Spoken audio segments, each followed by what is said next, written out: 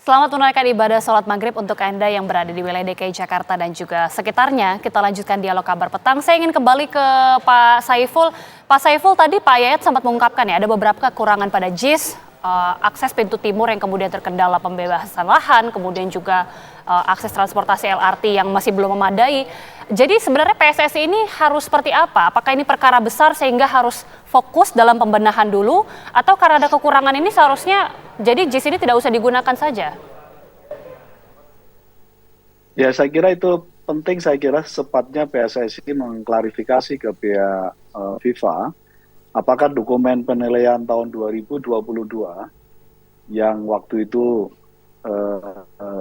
setelah dilakukan uji kelayakan lalu keluar notis dari FIFA bahwa JIS tidak layak. Lalu ada beberapa pembenahan sampai nanti layu dianggap layak untuk digunakan. Kalau dokumen itu sudah misalnya final, saya kira dengan rentang waktu November pelaksanaan, dan kalau dengar cerita dari Pak Yayat, kelihatannya banyak hal yang perlu diperbaiki misalnya, dan tidak bisa sepenuhnya PU dalam rentang waktu Agustus, September, Oktober menuntaskan, ya saya kira diputuskan saja secepatnya. Kan masih banyak stadion-stadion yang layak di Indonesia ini dan jumlahnya banyak menurut saya. Dan ini penting PSSI untuk secepatnya bersikap tegas supaya perbincangan di publik tidak kontraproduktif. Supaya isu menyangkut soal pelaksanaan U17 ini diisi pada substansi persiapan pemain bola kita yang U17 sudah sampai sejauh mana, dan berbagai isu yang lain, saya kira akan lebih produktif dan akan membawa suasana lebih bagus ke depan menyangkut soal penyelenggaraan U17 ini. Ya, tapi memang menurut Pak Saiful sendiri menurut Pak Saiful sendiri setelah ini stadion JIS ini memang ada stadion lain yang itu kira-kira standar FIFA, Pak. Waktu itu kan sudah diputuskan oleh FIFA ada 5 stadion yang layak. Ada stadion di Solo, di Surabaya, di Bandung, di Palembang, gitu. Saya kira itu mencukupi. Harus segera diputuskan begitu ya. U17 ya. Okay. Ketimbang publik berlarut-larut untuk memperbincangkan yang menurut saya jauh dari substansi penyelenggaraan soal U17 ini. Oke, kembali lagi ke substansi menurut Pak Saiful tadi. Saya ingin ke Pak Yayat. Pak Yayat, ini salah satu yang kemudian juga menjadi isu berkaitan dengan bus double decker, ini bus untuk pemain yang dianggap tidak bisa masuk ke dalam ruang ganti yang tersedia di JIS, Pak. Apakah ini juga menjadi kendala tersendiri yang kemudian membuat ini tidak sesuai dengan standar FIFA? Ya, sebetulnya itu sama dengan Pak Saiful, kita jangan terjebak pada hal teknis. Kalau double decker nggak bisa masuk, ya ganti aja busnya gitu ya, yang lebih simple gitu.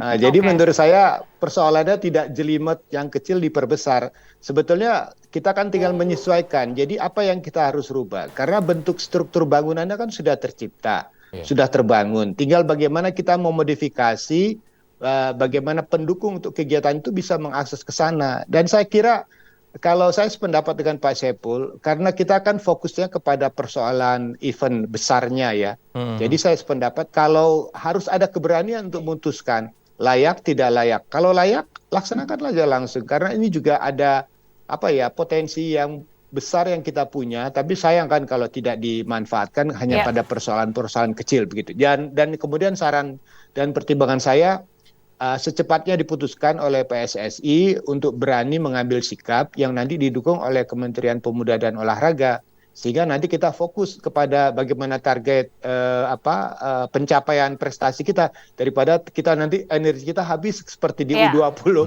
ketika ribut tentang boleh tidaknya Israel ikut begitu. Pak Yayat, lebih menarik. Betul. Dalam pandangan Anda menurut ahli tata kota dan juga tentunya ahli dalam sejumlah bangunan di DKI Jakarta, apakah memang stadion JIS ini dianggap layak terlepas dari segala kekurangannya ya Pak? Karena kan tadi Pak Saiful juga sudah menyebutkan sebenarnya ada juga sejumlah stadion lain yang juga layak. Bagaimana kemudian dengan JIS, Pak? Ya, pertama begini, dari tornya ketika dia disayembarakan itu sudah ada panduan bahwa stadion ini harus memenuhi standar FIFA. Seperti tadi saya katakan, kita punya aset besar, kalau tidak bisa digunakan untuk event internasional, ya mubazir lah anggarannya. Dan tidak mungkin DKI pada waktu itu bertindak tidak rasional ketika mendesain sesuatu yang ternyata tidak terpenuhi. Tapi memang harus diakui, FIFA juga punya standar dalam konteks dia punya guideline yang tahun terbaru 2022. Nah, menurut informasi dari tim penyusunnya, arsiteknya, memang sempat datang pada waktu itu dari tim FIFA untuk menilai. Ada beberapa catatan-catatan, misalnya contoh, untuk mensterilkan kawasan ini dalam radius 1 kilometer tidak ada kendaraan yang bisa masuk, hanya untuk memang official sama pemain saja. Harus diakui ada keterbatasan dari area lahan yang ada. Memang besarnya hanya 70 hektar, kalau di GBK bisa 100 hektar, sama total tambahan bisa 400 hektaran. Nah, yang menjadi pertanyaan kita adalah, jika nanti syarat-syaratnya diminta untuk segera dipenuhi, ya penuhi saja. Nah, sekarang tinggal bagaimana PSSI menyikapi apa yang diminta oleh FIFA, kemudian putuskan siap atau tidak siap. Kalau tidak siap, segera persiapkan. Ya, kalau Pak siap, Yayat. oke, kita benahi. Ya, ketika itu syarat-syarat bisa dipenuhi untuk membenahi atau untuk memperbaiki menuju standar FIFA, kira-kira bisa terkejar nggak Pak waktunya, Pak Yayat? Nah, sekarang pertanyaannya, apa yang FIFA minta? Misalnya contoh untuk zona parkir, tersedia atau tidak? Kalau misalnya tidak tersedia cukupi, kontak bagaimana dari angkutan massal, misalnya KRL atau PT KAI. Karena di depan situ ada stasiun kereta api yang bisa digunakan. Kemudian bagaimana ada feeder dalam konteks Transjakarta. Karena memang ruangnya untuk ruang pedestrian. Dan kedua, diinformasikan bagi siapapun yang akan mencapai di situ disarankan tidak membawakan kendaraan pribadi, ada shuttle bus ya, dijemput begitu kan. Kan menarik ya kan, bagaimana pengatur sirkulasi traffic yang ada di kawasan tersebut. Jadi ada hal teknis yang kita bisa lakukan. Nah, yang kedua, tentang remnya untuk masuk ya, pintu timur sama pintu barat. Nah, kalau misalnya pintu baratnya bisa kita buka sekarang karena memang akses utamanya ke situ. Nah, bagaimana dengan pintu timurnya yang bisa dibuka? Ada nggak jalan alternatif di lingkungan ini yang bisa membantu? Nah, yang ketiga terkait dengan zona parkir. Memang harus diakui keterbatasannya ada. Karena desain awalnya dari 40.000 jumlah penonton dinaikkan jadi 80.000. Jadi 80.000 itu memang kalau semua bawa mobil pasti nggak cukup, ya kan? Nah, otomatis bagaimana dari 80.000 jumlah penonton atau katakan 60.000 penonton, kita harapkan 60% menggunakan public transport. Jadi kita urai di mana tempat kantong-kantong parkir. Itu sebetulnya JIS itu lebih banyak pada persoalan eksternalitas di luar dari inti bangunan itu sendiri. Karena esensi utama stadionnya sebetulnya dari pedomannya, dari desainnya, dari pengaturannya sudah disesuaikan dengan apa yang diminta oleh standar FIFA, dan itu juga FIFA melakukan visit. Tapi ada catatan-catatan lain ya, mungkin yang tadi katakan oleh Pak Saiful, catatan terbaru misalnya, apakah ada ketidaklayakan? Ketidaklayakan itu sebutkan saja rumputnya, apakah rumputnya perlu diganti segera?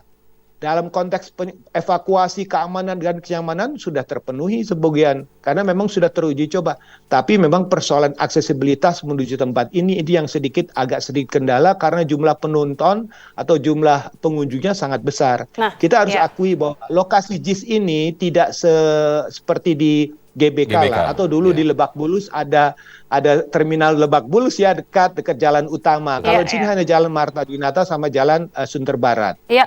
Kembali lagi Pak, pertanyaannya Pak, bisa terkejarkah Pak menurut pandangan Pak Yayat sebagai ahli tata kota dengan sejumlah tadi yang sudah disebutkan, dengan timeline yang tadi sudah disebutkan juga oleh Pak Saiful, terkejarkah itu Pak? Nah, sekarang kan pertanyaannya, kalau kan tidak ada renovasi. Artinya stadion tidak akan direnovasi. Tapi pertanyaannya, apa yang harus dilakukan? Nah, kalau misalnya kita melakukan perbaikan, itu kan ada skala berat, sedang, dan ringan. Kalau berat itu pasti memerlukan waktu, biaya yang cukup besar. Kalau sedang sama ringan. Nah, pertanyaannya, rekomendasi nanti itu masuk kategori yang mana? Kalau misalnya masuk rekomendasi FIFA dikatakan ini kategori berat harus dilakukan perombakan besar-besaran, tentu mungkin agak sulit untuk menetapkan JIS. Tapi kalau hanya sedang atau ringan itu bisa dipercepat dan tinggal bagaimana technical management saja. dalam konteks pengelolaannya dengan lingkungan sekitarnya sehingga apa yang dikhawatirkan oleh FIFA itu bisa kita atasi. Tinggal sekarang ditunggu rekomendasi dari FIFA, hasil tinjauan lapangannya tuh kategori apa, kriteria apa, dalam konteks skala 1 sampai 5, apakah ini masuk 5, 3, atau 1. Kalau 1, saya yakin bisa dilakukan, atau 2. Tapi kalau kategori berat, misalnya harus dibuka jalan besar, kemudian dibangun dengan segala macam, itu mungkin memerlukan pertimbangan yang membutuhkan waktu. Jadi ibaratnya kalau JIS misalnya tidak bisa untuk U17 atau nanti bisa dipakai untuk AFF atau dipakai untuk kegiatan-kegiatan lain sambil memperbaiki kondisi lingkungan sekitar dan dukungan prasarana dan sarana transportasi yang ada. Baik, terima kasih Pak Yayat Supriyatna dan juga Pak Saiful Huda atas waktunya dan bincang-bincangnya. Selamat sore.